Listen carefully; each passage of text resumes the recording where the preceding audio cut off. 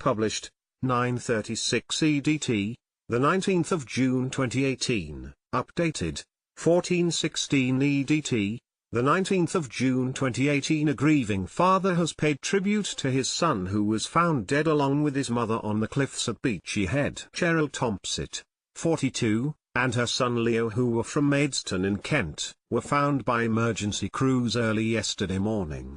Leo's body was found on a ledge halfway down the cliff near Eastbourne, East Sus, while his mother, who worked as a well-being and bereavement counsellor, was found on the beach. The youngster's grief-stricken father today paid an emotional tribute to his beloved son, saying his shining light and brightest star has had his life cut short.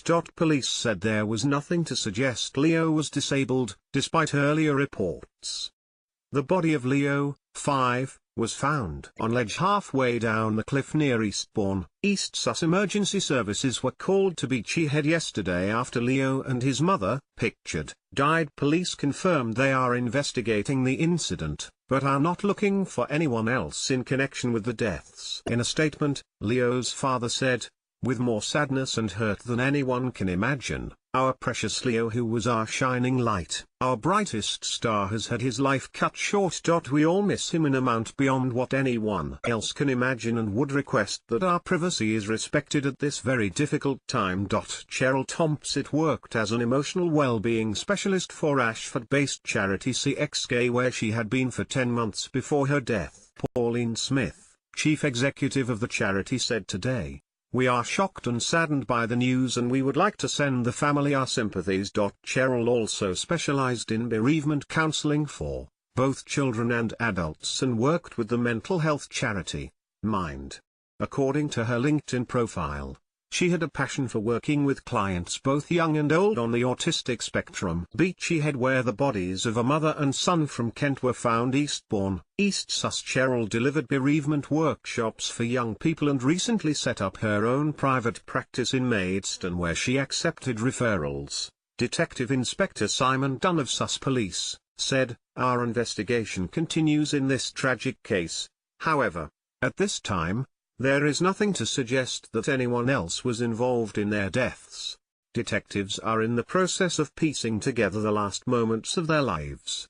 Emergency crews pictured at the scene of the tragedy yesterday. A Coast Guard helicopter at the scene yesterday morning after the bodies were recovered. Lifeboats and a rescue helicopter were scrambled around 6 a.m. yesterday after reports of the woman and child going over their cliff top.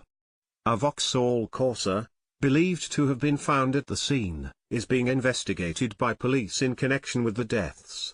A lifeboat crew, pictured at the base of the cliff yesterday morning, took part in the recovery. It comes just days after 3 bodies were recovered from the base of the famous cliffs near Eastbourne. Emergency services were alerted last Wednesday, and with assistance from the Eastbourne RNL inshore lifeboat recovered the body of a 58-year-old man from London. Shortly after 5 p.m., while this was in progress, a second, badly decomposed body, believed to be that of a woman, was found nearby.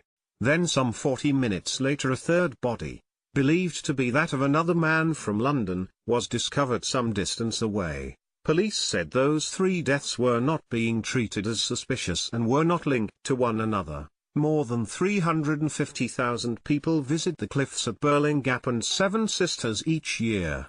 For confidential support, call the Samaritans on 116,123 or see www.samaritans.org.